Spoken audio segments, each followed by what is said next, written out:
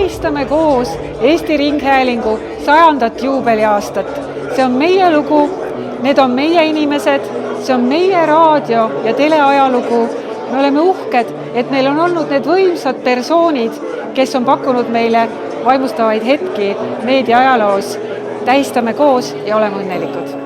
Näitus siin Tallinn 100 eetris. See ei ole ainult tehnoloogia näitus. See on kokkuvõte meie rahva ajaloost.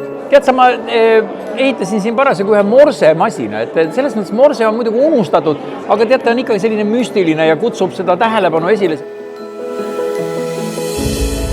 Näitus siin Tallinn toob väga hästi esile Ringhäälingu 100-aastase ajaloo. Tuleb tunnistada, et esimeste raadioentusiastide hulgas olid eraettevõtjad.